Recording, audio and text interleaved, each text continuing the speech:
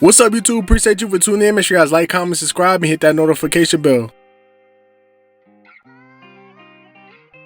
Now, before we get into the video, as always, I want to say I appreciate everybody with that like button. It really helps my videos get recommended. Now, today's video, we got Young Thug, so it seemed like it's something finally going in his favor, and his lawyers end up finding something that might, get him off the case, because it was like some unlawful stuff that the feds, did. So basically, if you go on No Jumper page, they end up saying Young Thug might have a lifeline to come home after the new development in his case. Prosecutors allegedly forged a grand jury subpoena to get Hertz Rental to release a contract that showed Young Thug rented out the getaway vehicle in YFN Nuts murder.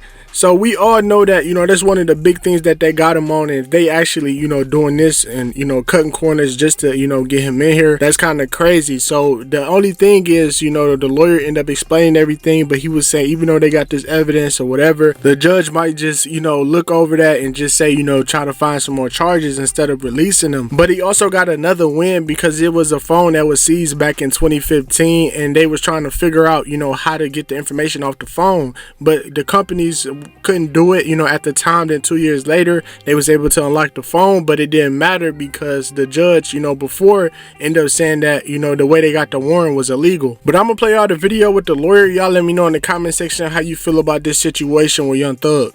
His lawyers have filed actually several motions looking to throw out the evidence that the prosecutors are using against him. Some of that evidence arguing that it was a violation of constitutional rights. Let me take you through the court papers. You can understand these arguments. They're not particularly complicated. First, there was a grand jury subpoena issued to the Hertz Corporation. According to Young Thug's lawyer, there was no grand jury. So how is the grand jury issuing subpoenas? In fact, the district attorney tried to pass off their own subpoena as a grand jury subpoena. That could definitely be seen as a violation by the judge. The evidence could get thrown out. The second motion, this concerns an iPhone that was seized way back in 2015. So apparently the cops go with a warrant and they grab this iPhone. Now, they're not able to get into it. They use this company Cellbrite, but Cellbrite didn't have the technology in 2015 to crack into this iPhone.